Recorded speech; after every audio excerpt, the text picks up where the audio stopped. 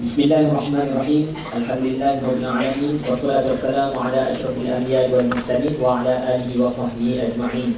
Assalamualaikum warahmatullahi wabarakatuh.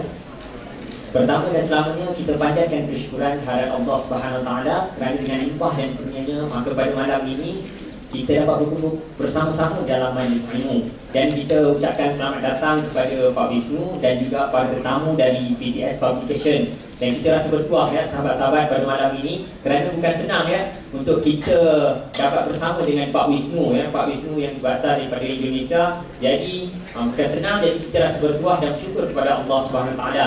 Dan kita harapkan mudah-mudahan pertemuan pada kita pada malam ini merupakan pertemuan yang diredai oleh Allah Subhanahu Wa Taala, sebagaimana yang disabdakan oleh Rasulullah sallallahu alaihi wasallam, "Man salaka tariqan yad'u bi'ilman salaqallahu bihi tariqan min turuqil jannah." Yang bermaksud barang siapa yang menjalani suatu jalan ilmu, maka berarti dia menjalani suatu jalan daripada jalan-jalan syurga. Jadi sahabat-sahabat ya, bila kita berbicara berkenaan dengan Ya'juj Ma'juj, saya percaya Ya'juj Ma'juj dan juga Zulkarnain, saya percaya ya sahabat-sahabat pasti pernah mendengar berkenaan dengan dua kisah ini. Namun ya sahabat-sahabat, sejauh mana kita benar-benar mendalami kisah ini? Jadi pada malam ini kami di Majlis Perwakilan Pelajar membawakan kepada anda sesi pembedahan buku, iaitu buku Ya'juj dan Ma'juj, Bencana di Sebalik Gunung, dan juga buku Alexander adalah Zulkarnain. Jadi ya sahabat-sahabat, saya rasa sebelum kita mulakan sesi pembedahan kita, boleh kiranya saya memperkenalkan pembentang kita pada malam ini terlebih dahulu. Jadi Pak Wisnu nama penuhnya Wisnu Sasongko, atau dia lebih dikenali dengan nama benanya Muhammad Alexander, adalah seorang pensyarah dan pengkaji di Jabatan Daerah dan Perancangan Bandar Fakulti Kejuruteraan Universiti Brawijaya, Bandar Malang, Jawa Timur, Indonesia. Dilahirkan pada tahun 1972 daripada pasangan suami isteri Dr. Monadi Rustamaji dan Tampi Sasturi. Dunia menulis sudah bermula sejak sekolah di SMA Negeri 3 Malang dalam bentuk puisi-puisi, iaitu sejak tahun 1989. Kemudian pada tahun 1994 menjadi ketua umum majalah Kampus Solid Universiti Brawijaya, menerima ijazah sarjana muda dan teknik arsitektur dari Universiti Brawijaya tahun 1996. Kemudian ijazah sarjana di ITS Surabaya tahun 2001 dalam bidang urban housing. Saat ini sedang menempuh majan Doktor Falsafah di ITS Surabaya dalam bidang urban housing. Walaupun Pak Wisnu sibuk ya sahabat-sahabat, namun dalam kesibukan beliau telah pun menghasilkan 4 buah karya. Yang pertama Armageddon, Peperangan Akhir Zaman. Seterusnya Armageddon, Antara Petaka dan Rahmat. Dan 2 lagi buku itu adalah buku yang kita akan bedah pada malam ini, iaitu buku Ya'juj dan Ma'juj, Bencana di Sebalik Gunung, dan juga buku Alexander adalah Zulkarnain. Jadi ya sahabat-sahabat, ada di kalangan sahabat yang sebelum ini pernah bertanya, boleh buku dibedah? Jadi boleh ya sebenarnya sahabat-sahabat, buku boleh dibedah. Sebagaimana kalau kita bedah perut, maka akan tersingkaplah isi-isi dalam perut. Maka pada malam ini kita akan membedah buku untuk kita menyingkap isi kandungan di sebalik 2 buah buku ini. Jadi saya rasa saya tak nak berceloteh panjang lagi. Saya rasa boleh kiranya kalau ini kita menjemput Pak Wisnu, jadi saya persilakan Pak Wisnu untuk kita memulakan sesi pembedahan buku kita. Jadi dipersilakan.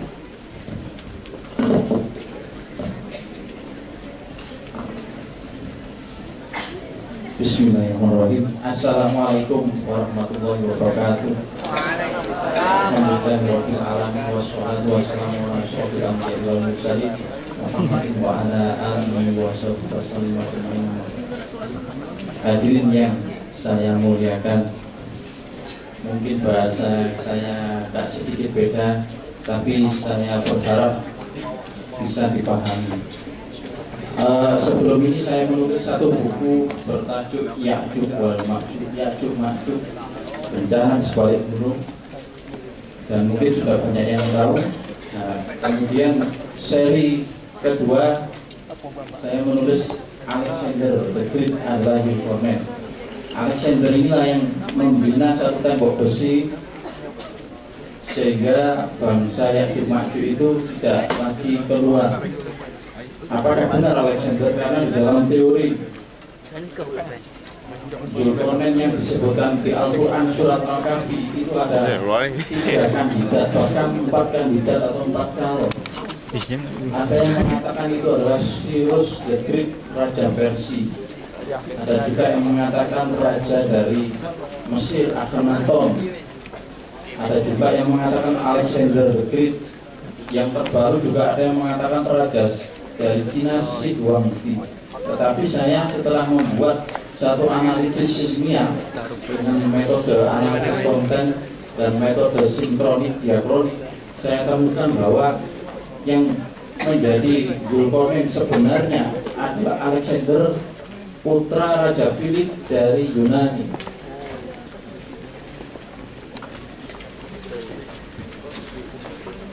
Ini adalah buku saya, insya Allah bulan hari Senin ini sudah bisa dilaunching di pameran Pesta Buku Antarbangsa Kuala Lumpur.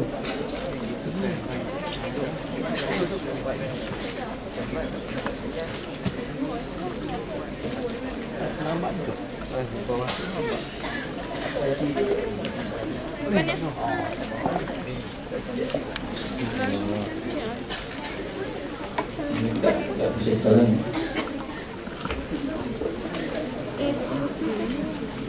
Masuk. Ya.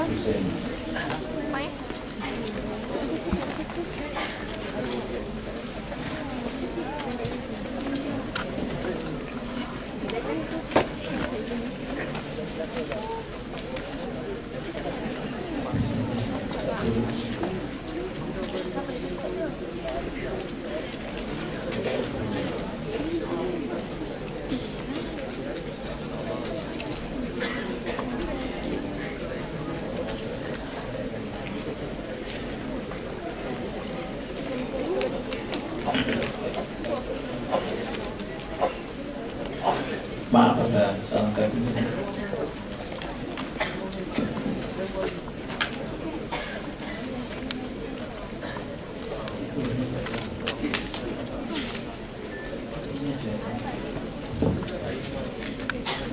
Oke, jadi ada satu syarat yang mengatakan bahwa Alexander itu adalah Zulkarnain, yaitu pertama di Al-Quran dikatakan Zulkarnain adalah orang beriman.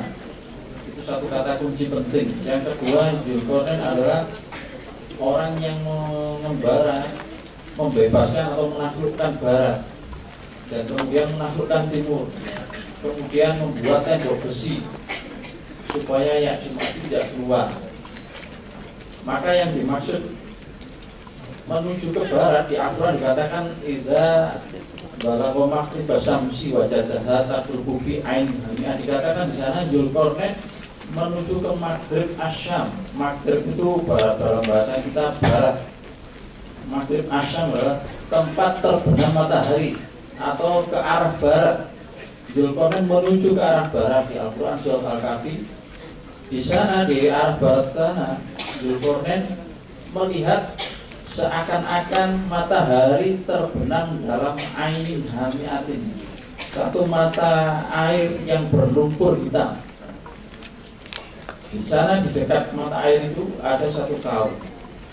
Maka untuk menafsirkan barat Maghrib dalam konteks Zulkarnain ini harus diartikan dalam terminologi pada waktu itu, ya, yaitu dalam terminologi orang Yahudi. Kenapa begitu? Karena munculnya kisah Zulkarnain di Al-Quran surat Al-Kahfi itu adalah pertanyaannya orang Yahudi kepada Nabi Muhammad. Orang Yahudi lewat orang Mekah berkata, waktu itu ada orang-orang kafir Mekah datang ke Madinah bercerita kepada orang Yahudi, wahai Yahudi, di tempat kami di Mekah ada orang yang mengaku sebagai nabi namanya Muhammad. Maka bagaimana tindakanku? Kata orang Mekah. Maka orang Yahudi Madinah menjawab, kamu tanya Muhammad itu 3 hal, 3 persoalan. Jika Muhammad boleh menjawab 3 hal ini, Muhammad berarti nabi. Kalau tidak bisa menjawab, berarti Muhammad itu pendusta. 3 hal itu yaitu, 1, Muhammad kamu tanya tentang pemuda yang tertidur lama, Ashabul Kahfi. Yang kedua, kamu tanya tentang lelaki yang mengembara ke Maghrib, ke barat dan masyrik timur. Yang ketiga, kamu tanya tentang ruh. Maka selepas itu orang Arab kembali ke Mekah dan menjawab dan datang kepada Nabi Muhammad dan bertanya 3 soalan itu. Kemudian Nabi Muhammad menjawab, besok kamu datang lagi akan aku jawab. Ternyata besoknya bagaimana? Besoknya ayat dari Allah Quran tidak turun sampai berapa hari? Sampai 15 hari. Padahal Nabi Muhammad sudah berjanji besok pagi datang akan aku jawab. Nabi Muhammad mengharapkan besok wahyu dari Allah turun. Ternyata tidak, sampai 15 hari tidak turun. Setelah 15 hari turunlah ayat, kalau kamu berjanji katakan apa? Insya Allah. Itu asbabun nuzul turunnya insya Allah, sebab turunnya insya Allah dari kisah itu. Setelah itu turunlah kisah yang ada di Al-Quran surat Al-Kahfi. Maka dikatakan di sana, dijawab langsung bahwa untuk menafsirkan perjalanan menuju ke barat, ini konteksnya harus melihat terminologi orang Yahudi. Orang Yahudi pada zaman Nabi Musa sampai dengan zamannya baginda Nabi Muhammad, apabila mengatakan barat itu adalah Mesir, apabila mengatakan masyrik timur adalah Palestina. Semacam di Malaysia ini, ada Malaysia Barat, ada Malaysia Timur. Jadi kalau orang mengatakan Malaysia Barat, maknanya apa? Semenanjung Malaysia. Kalau mengatakan Malaysia Timur, maknanya Sabah, Sarawak. Konteksnya harus dipahami seperti itu. Maka konteks pertanyaannya Zulkarnain menuju ke barat ini adalah harus istilah dalam orang Yahudi, yaitu Mesir. Ternyata ketika saya lihat peta-peta perjalanan rute Alexander, yang paling barat memang di Mesir. Maka setelah di Mesir ini harus ditemukan apa? Supaya terpenuhi ayat Al-Quran tadi. Langkah kedua apa kira-kira? Mari kita belajar untuk mengkaji apa tadi? Perjalanan ke barat, menemukan apa di sana? Mata air hitam berlumpur. Kalau mata air berlumpur hitam, itu ternyata kalau Tuhan dan Puan melihat dengan Google Earth itu ya, kota Mesir, ternyata di sebelah barat Sungai Nil ada satu lembah yang sekarang dipanggil Khattara Depression atau mendapan Khattara. Khattara ini satu lembah, luasnya 44.000 km persegi. Itu tenggelam ke dalam tanah sedalam 134 meter di bawah paras laut. Tetapi kondisinya saat ini tidak ada airnya, kering. Kalau kita lihat tengok dari angkasa, warnanya hitam. Orang Mesir pun tidak mengetahui bahwa itulah yang dimaksud di Al-Quran, ainin hamiyah, mata air hitam berlumpur hitam tadi. Tafsir Al-Quran mengatakan mata air berlumpur hitam yang dilihat oleh Zulkarnain itu adalah Laut Atlantik di sebelah baratnya Eropa, Maroko. Ada juga yang mengatakan Laut Hitam di Turki. Dan ini secara geografis salah semua. Mata air berlumpur hitam itu di Mesir. Orang Mesir tidak tahu, belum memahami itu. Anda semua adalah orang pertama yang mengetahui itu. Di Indonesia juga belum tahu karena belum terbit buku saya ini di sana. Maka kalau buku saya ini diterbitkan dalam bahasa Arab, bahasa Inggris, dunia akan terbuka itu. Arkeologi Quran tentang kata-kata kunci di Al-Quran tentang Zulkarnain terpecahkan. Dan di sini adalah orang yang pertama melihat itu. Oke, sambil menunggu. Nah, setelah itu, setelah saya perbesar peta itu, kata tadi, jadi kedalamannya di bawah paras laut 134 meter. Dan di sebelah kata tadi ada satu kuil namanya kuil Amon. Itulah kaum yang dilihat, yang didatangi Alexander itu Zulkarnain. Zulkarnain maknanya Zu itu pemilik, empunya. Horn itu apa? Bahasa Inggris horn, bahasa Arab horn itu tanduk. Hornain dua tanduk, pemilik atau raja yang mempunyai mahkota dua tanduk.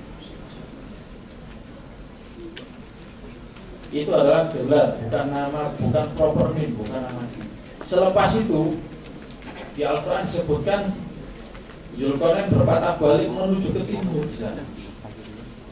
Tetapi yang dimaksud di timur di situ bukan disebut masyrik. Kalau tadi orang Yahudi bertanya, kamu tanya Muhammad tentang lelaki yang mengembara ke Maghrib barat dan ke masyrik timur. Al-Quran meluruskan itu, tetapi bukan ke masyrik, tapi ke matwa Isam. Matwa itu berarti lebih jauh lagi daripada Palestina.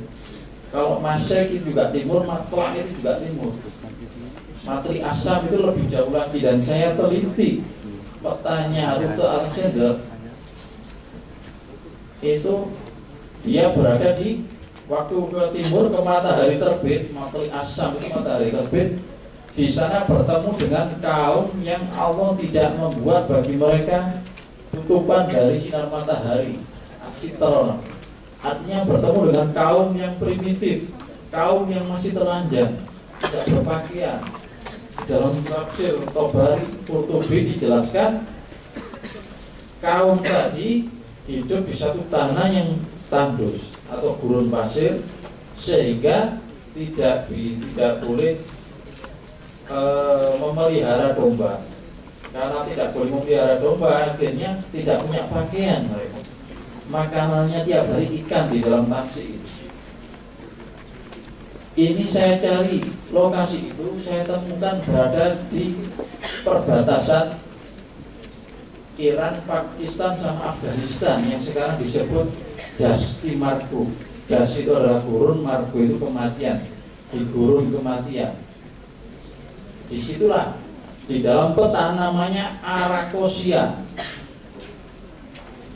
Arakosia ini dalam bahasa Yunani maknanya arka. Arka itu primitif, old, tua, bangsa yang masih primitif.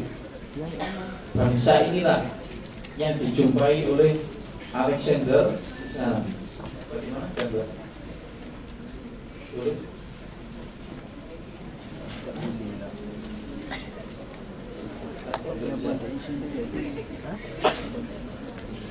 Sambil menunggu saya buat prolog itu. Jadi di Al-Quran Zulkarnain menuju ke timur, ke tempat matahari terbit. Di sana bertemu dengan kaum yang tidak berpakaian. Dan nama ini ternyata di peta modern masih ada, namanya Arakosia di Afghanistan. Arakosia berasal dari bahasanya Alexander, bahasa Yunani, Arka. Arka itu primitif, tua, old, orang yang telanjang. Ini oleh Alexander kemudian diajari mereka satu budaya atau tamadun yang baik, dibangun, dibina oleh Alexander satu kota namanya Kandahar. Kandahar di Afghanistan itu dari nama Alexander, Iskandar. Dalam bahasa Arab untuk nama orang, Al itu dihilangkan kecuali gelar, misalnya Al-Misri dari Mesir. Kalau nama diri, proper name, Al itu nggak ada. Alexander bahasa Yunani atau Alexandros, ketika masuk ke dalam bahasa Arab, Al-nya dihilangkan menjadi Alexander, menjadi Iskandar. Di India disebut Sri Kandar. Beda-beda. Maka dalam buku saya pakai Alexander. Iskandar itulah Alexander. Nah, di sana kemudian dibina satu kota namanya Kandahar, ini dari nama Iskandar. Nanti akan saya tunjukkan peta lokasinya. Dan saya berharap dengan pola berpikir ini Anda semua bagaimana masih kuliah nanti bisa melahirkan buku-buku. Karena dengan satu buku insya Allah tidak lagi minta uang kepada orang tua, cukup untuk sekolah, cukup untuk biaya sewa dan sebagainya, beli kereta, satu buku aja cukup. Kalau mau menulis buku.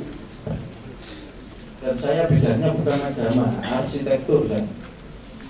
Tapi karena saya bersungguh-sungguh meneliti sejarah ini, insya Allah tidak kalah dengan orang-orang alumni dari sekolah-sekolah kan. Nah, kemudian Alexander Zulkarnain berpatah balik menuju ke lokasi lagi, yaitu satu tempat Baina Saddaini. Baina itu antara Saddaini itu gunung, dua gunung, di antara dua gunung. Ini lokasinya saya temukan, yaitu di satu lembah namanya Fergana.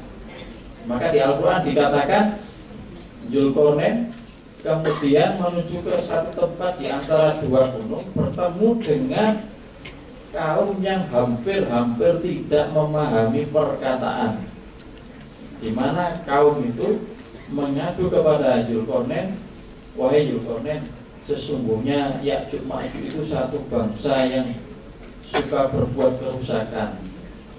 Maka kami mohon kamu buat satu tembok yang memisahkan kami dengan mereka. Nah, ini ada kaum siapa itu? Ternyata dalam perjalanannya Alexander ke arah utara, Baina Saddaini, daerah di antara dua gunung, itu adalah di lembah Fergana. Lembah Fergana ini diapit dua gunung, Gunung Tinsan sama Gunung Pamir, di atasnya Afghanistan, utara Afghanistan. Di situ namanya sekarang Fergana. Fergana ini dari bahasa Yunani, Geno. Para itu kaum. Ageno, A itu tidak, Geno itu sama dengan bahasa Inggris Geno. Karena bahasa Yunani dengan bahasa Inggris satu keluarga bahasa Indo-Eropa. Jadi Ageno tidak tahu, tidak paham. Para Ageno yang sekarang disebut Fergana artinya adalah kaum atau bangsa yang tidak tahu.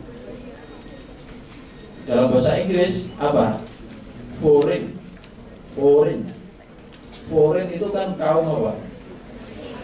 Asing. Bangsa asing. Hurufnya, huruf apa namanya? Konsonan. Foreign itu apa konsonannya? F, L. Konsonan bukan vokal. F, L. Sama dengan Fergana. Fergana bahasa Yunani, Foreign bahasa Inggris. Dan nama itu di peta masih ada sekarang. Artinya apa? Rahasia di Al-Quran, arkeologi yang disebutkan masih tersisa sampai sekarang, tidak hilang. Inilah kehebatan Al-Quran. Ini. Agak turun. Ya, cuma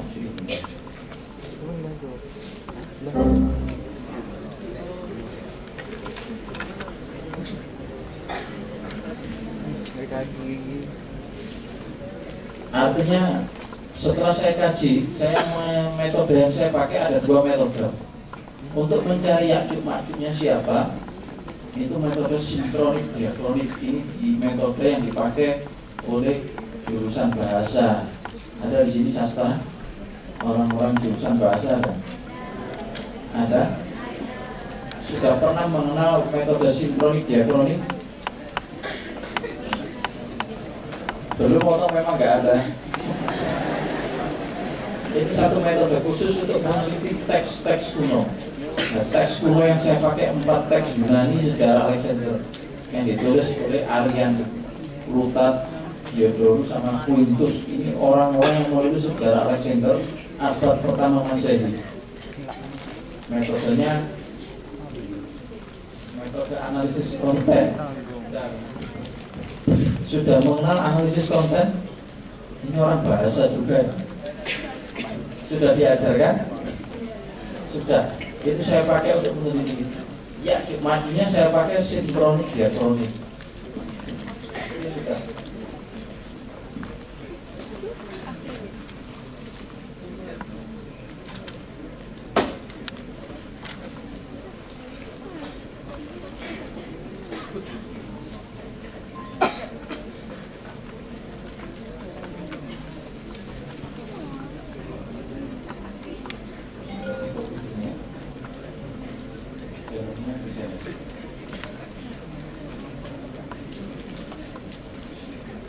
Bagian lagi.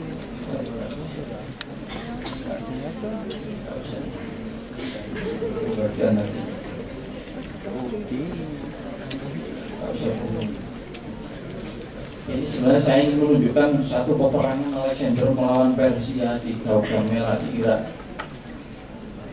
Di sana Persia dikalahkan. Nah, kemudian ada para orang-orang yang tidak sependapat bahwa Alexander itu Rajul Kornet. Tapi dari analisis peta tadi dapat diketahui bahwa Alexander itu Rajul Kornet karena sesuai dengan rute di dalam Al-Quran tadi. Kemudian untuk bukti bahwa Alexander beriman, itu saya teliti gurunya. Gurunya Alexander siapa? Alexander the Great itu hidup 325 tahun sebelum Masehi. Gurunya siapa? Ya, pernah baca sejarah. Penting belajar sejarah penting. Sejarah apa saja perlu kita baca. Supaya apa? Kita tidak mengulangi kesalahan yang sama. Gurunya adalah Aristoteles, seorang filsuf besar. Ya, ini ada.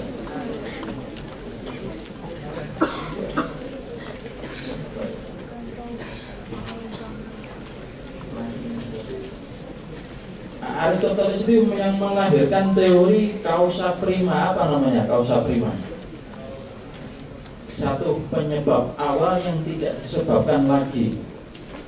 Maknanya apa itu? Penyebab awal yang tidak disebabkan lagi, yaitu kalau bahasa kita Allah itu yang awal.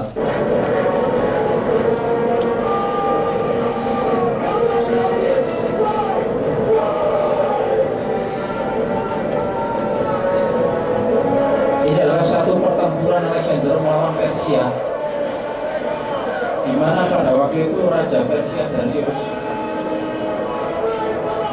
30.000 bangsa Yunani melawan hampir 1 juta orang Persia. Dan saat itu Allah kirim burung gagak itu apa? Raven. Terbang di atas langit. Alexander mengikuti burung itu kemana pergi rutenya itu, akhirnya menang. Akhirnya Darius lari ke timur.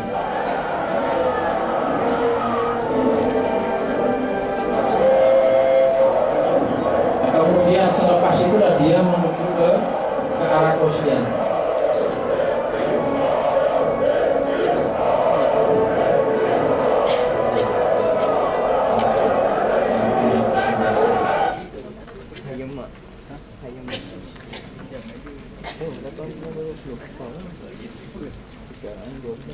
Saya lanjutkan selepas ini.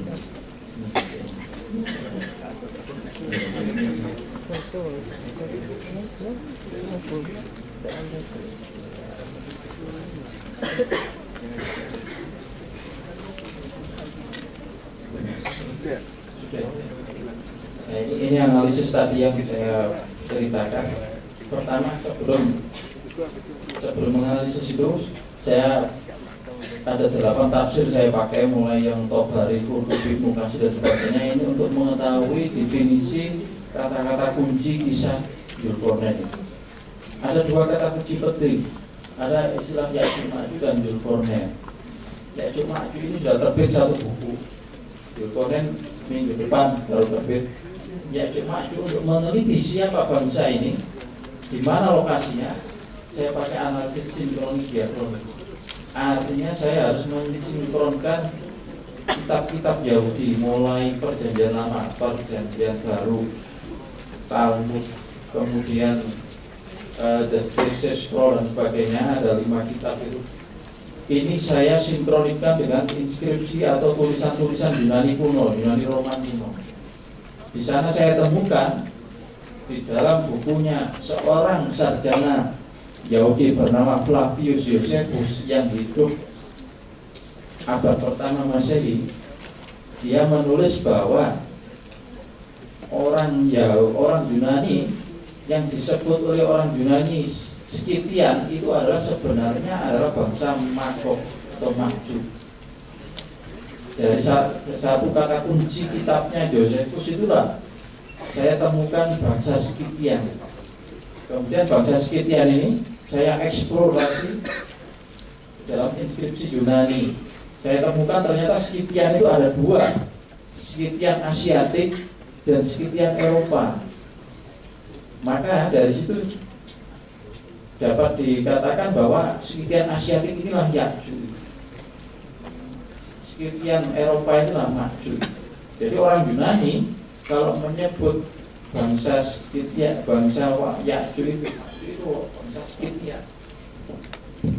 Scythian maknanya bangsa kegelapan, karena hidup di utara pergunungan Kaukasus. Lokasi di utara Kaukasus ini masih gelap waktu itu. Artinya gelap ini belum pernah dijangkau oleh atau belum pernah dimasuki orang Yunani. Masih perawan istilahnya bahasa lain. Kemudian untuk meneliti Dzulqarnain ini saya tulis buku kemarin, insya Allah Senin ini terbit, tebalnya 760 halaman. Itu sebagai analisis konten atau dalam bahasa kita analisis matan. Sebenarnya analisis ini yang menemukan adalah Imam Bukhari metodenya, tetapi kemudian diakui oleh orang Barat yang menemukan orang Barat. Padahal dalam bahasa kita konten ini matan. Bahkan lebih lengkap lagi, gak hanya matan, ada sanadnya, susur galurnya. Para orang yang menulis itu perlu diteliti juga.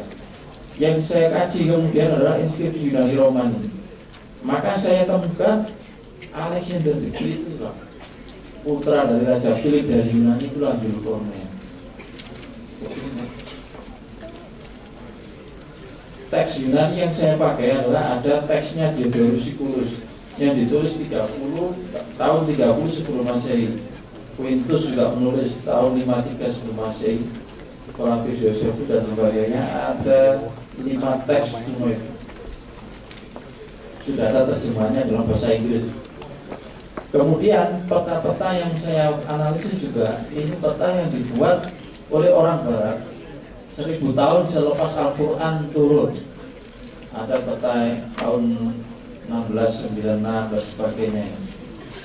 Jadi pada waktu itu belum ada peta ini. Ini peta ini dibuat 1000 tahun selepas Al-Quran turun. Dari situ kesimpulan akhirnya adalah Dzulqarnain itu adalah Alexander. Dan ada satu kesimpulan penting bahwa Al-Quran ternyata tidak menyontoh semua informasi dari teks Yunani tadi.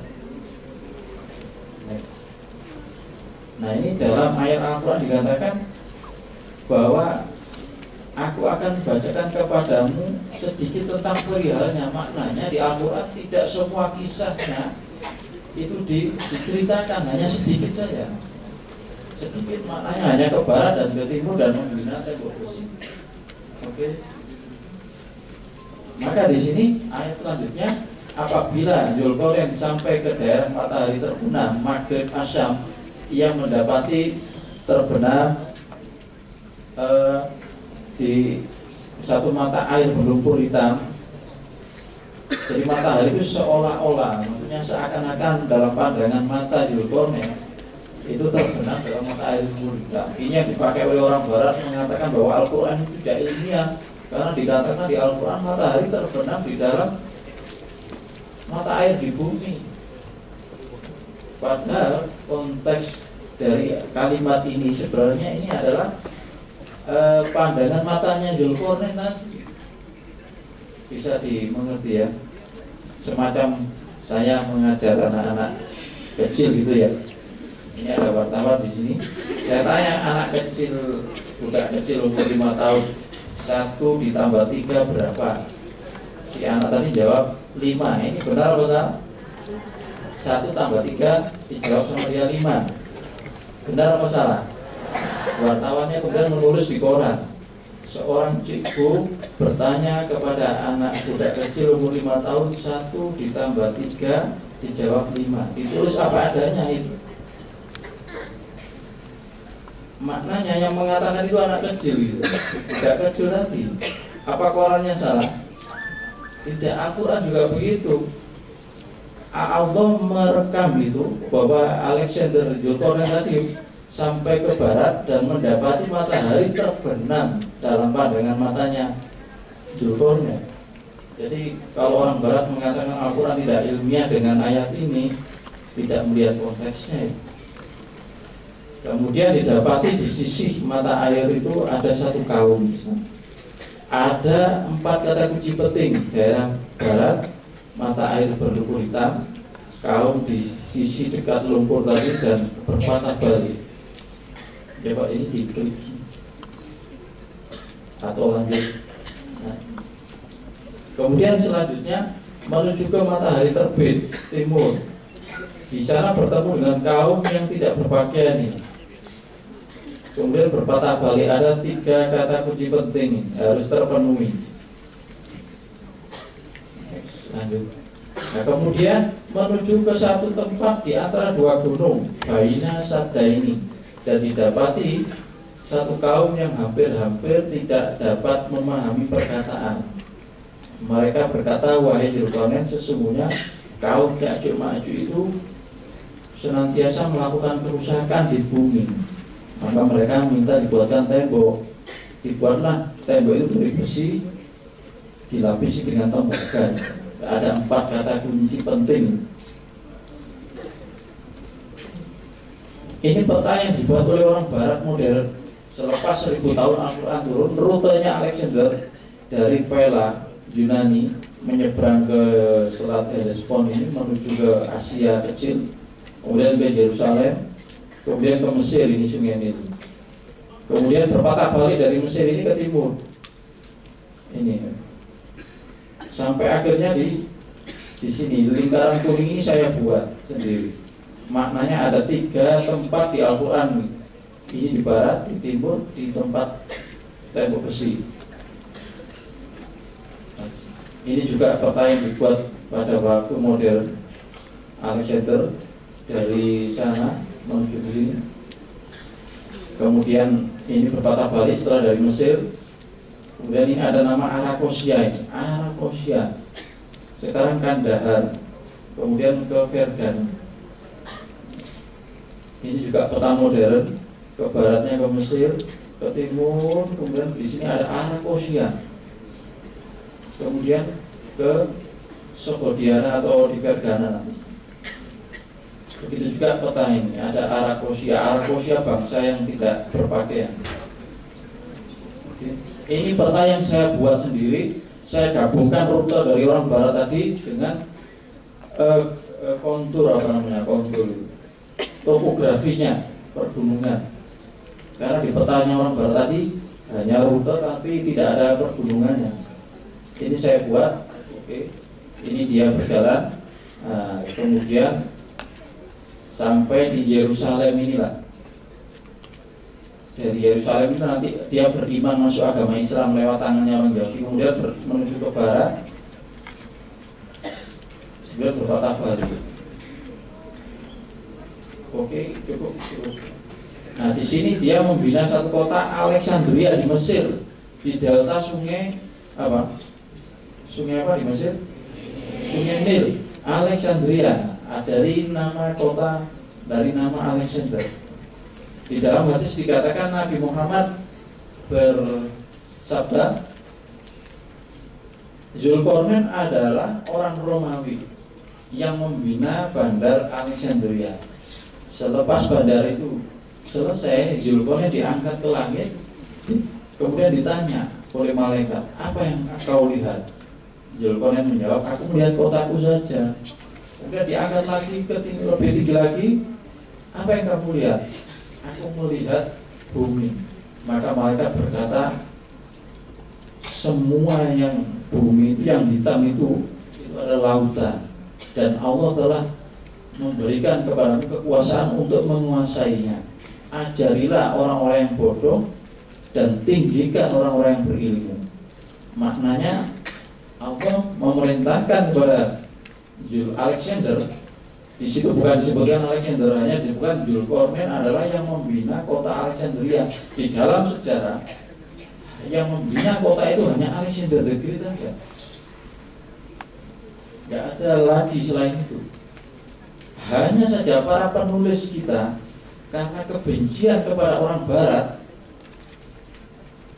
akhirnya fakta menunjukkan bahwa yang menulis, yang membina kota Alexandria adalah Alexander. Ini karena banyak penulis kita yang belum banyak meneliti, akhirnya bukan Alexander yang sekarang ini, bukan Alexander putra Philip, tapi Alexander yang hidup pada zaman Nabi Ibrahim. Inilah akhirnya menjadi ada dua Alexander, dan tidak ada Alexander yang hidup pada zaman Nabi Ibrahim, tidak ada sejarah. Hanya ada zamannya 300 tahun sebelum Nabi Isa itu aja. Ini karena kebencian kepada orang Barat. Alexander kan dari Barat, dari Eropa ini. Tetapi jiwa kebencian tadi menjadi subjektivitas dalam menulis, dan itu nggak boleh. Harus kita keluarkan ketika kita menulis sejarah. Bisa dipahami? Itulah yang menjadi penyebab munculnya dua Alexander. Oke, setelah pas itu bintang ini, Pak. Ini bintang ini film tadi. Ini film peperangan Gaugamela. Langsung di enter aja. Enter, bukan enter. Kemudian dia menuju ke timur, melewati Iran, Teheran dan sebagainya di sini. Nah, ini menuju di sini. Oke, cukup. Inilah yang disebut Matra Isam, tempat terbit matahari. Di sini ada namanya Arakosian. Ada Stasic Seistan di sini. Ini ada Dasti Margo. Di dalam tafsir Tabari dikatakan di tempat terbit matahari ini ada satu kaum yang tidak berpakaian. Kenapa tidak berpakaian? Karena tanahnya tandus, sehingga tidak boleh memelihara apa? Hewan domba. Makanannya hanya ikan. Dan itu secara geografis sesuai dengan lokasi ini. Ikan itu hidup di dan Tasik Seistan di Iran ini. Kemudian ini burungnya sekarang Dasti Margo. Dasti, das itu bahasa Inggris, bahasa Persia. Das itu sama dengan bahasa Inggris. Das artinya apa?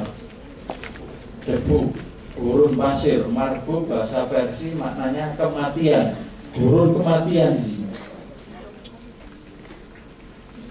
Di sini orang-orang itu ketika mencari makan itu pada waktu malam hari. Ketika siang hari mereka masuk ke gua-gua di Al-Diyul, di mana Afghanistan banyak gua, di Sungai Helmand. Nah, di dalam tafsir hanya dikatakan pada waktu itu pada waktu Zulkarnain pada waktu malam menemukan orang-orang telanjang tadi. Setelah ditangkap orang tadi telanjang tadi, berkata Zulkarnain, kamu sekarang harus berpindah dari sini. Sebelum matahari terbit, jangan ada di Dasti Margo, padang pasir kematian ini. Zulkarnain menjawab, mengapa?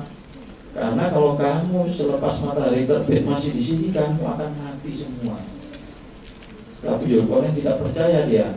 Setelah melihat ada tulang belulang di sana, ini apa? Ini tulang belulang orang yang tidak mau segera pergi selepas matahari terbit. Akhirnya Zulkarnain lari dari sini menghindar pada waktu sebelum matahari terbit. Maka nama itu masih ada di sini, Dasti Margo, padang pasir kematian sampai hari ini. Dan tuan-tuan orang pertama yang menemukan lokasi ini, tempat matahari terbit di dalam konteks kisah ini. Orang Barat belum tahu, ulama dari Arab pun belum tahu semua. Yang tahu di sini. Saya baru presentasi di mimbar ini aja, belum pernah sebelumnya. Maka nanti kalau ini sudah terbit akan merubah semua teori-teori di internet semua mengenai kisah Zulkarnain. Oke, coba tadi ini belum diklik ya. Ini lupa saya diklik ini hitam. Diklik sama kursor ini hitam. Iya, matahari terbenam, klik. Ini ke Mesir. Oke, klik sini. Alexander ke Mesir. Nah, peta di barat yang membuat memang ke Mesir ke paling barat. Tetapi di sana tidak disebutkan mata air berlumpur hitam, tidak ada. Maknanya Al-Quran tidak meniru ini. Ini pun dibuat 1000 tahun selepas Al-Quran turun. Maka langkah kedua, kita harus meneliti kota Mesir pada zaman modern ini, bagaimana kondisinya. Ya, Pak, ini terus. Ini ternyata ada satu lembah hitam. Klik lagi. Ini yang hadisnya yang membina Alexandria di sini Alexandria. Klik lagi. Setelah saya lihat peta Mesir, di sini ada namanya Khatara Depression. Ini lembah Sukenil. Ini Alexandria, ini Khatara Depression. Klik lagi. Ini kalau Anda buka Google Earth peta kota Mesir ini Sungai Nil, Alexandria, Kairo di sini. Ini ada hitam di sini. Tetapi kondisinya sekarang sudah kering, bukan lagi lumpur, kering pasir hitam. Ini saya perbesar menjadi seperti ini. Coba di enter. Nah, ini dia berjalan ke sini. Pada waktu disinilah di mata air berlumpur hitam ini dia melihat matahari terbenam ke arah barat. Klik lagi. Kemudian menuju ke satu kaum, ini ada kaum Siwa. Konteks ini sama dengan ayat Al-Quran tadi, menuju ke matahari terbenam, mendapati matahari itu seakan-akan terbenam dalam mata air berlumpur hitam. Mata air ini kalau saya perbesar, coba ini seperti ini. Sekarang pasir hitam. Dan ini ketinggiannya berapa tadi? Min berapa? 134 meter di bawah paras laut. Tetapi sekarang kering, nggak ada tasiknya. Orang Mesir tidak tahu kalau itu mata air berlumpur hitam. Sarjana Mesir hanya meneliti geologinya, kandungan atau minyaknya, tapi tidak pernah menghubungkan ini dengan makna Al-Quran ini. Coba klik ini. Nah inilah, ini coba ini. Nah dia berjalan dari Alexandria, tiba di sini. Disinilah dia melihat matahari terbenam. Ini min 150 meter, sekarang kering. Kemudian enter ini dia, tekan lagi, menuju ke Kuil Siwa. Kemudian berpatah balik menuju ke timur dia. Dan di Siwa ini ada oasis. Ini subur, kaum yang tanahnya subur. Sekitarnya ini adalah padang Sahara, padang pasir Sahara. Nah, artinya Alexander rutenya sesuai dengan Zulkarnain. Maknanya Alexander itu Zulkarnain. Sementara ada baca di internet semua mengkafirkan Alexander. Alexander bukan Zulkarnain, kan Alexander kafir. Oke, kita tekan ini. Kemudian ini kalau kita perbesar ini ia dapati di sisinya satu kaum, dan di sisi di dekatnya mata air ini ada satu kaum Siwa ini. Coba ditekan. Inilah satu bandar di Siwa. Sekarang kondisinya sekarang sudah jadi orang beriman semua, muslim ya. Oke, teman. Ini. Jadi ada satu oase kecil dan di situ ada penduduknya. Inilah yang didatangi Alexander. Kuil-kuilnya ini, sisa baginya. Oke, tekan lagi kembali. Jadi satu kalimat kunci di sini terpenuhi di Mesir. Itulah yang barat tadi.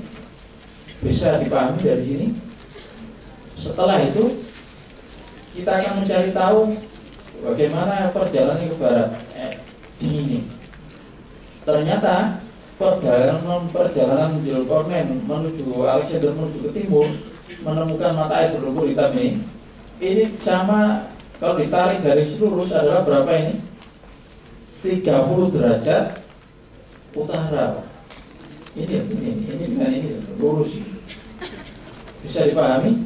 Maka Al-Quran menceritakan di sana Zulkarnain menuju ke barat dan ke timur. Ini ternyata satu garis lurus. Walaupun rutenya ini berbelok-belok ke sana, tetapi Allah menjawab itu sesuai dengan geografisnya. Oke, sekarang ini sudah terbukti di sini bahwa Alexander ini sekarang ini matahari terbit di sini, klik ini. Nah, di sana dikatakan menuju ke matahari terbit, mendapati matahari itu terbit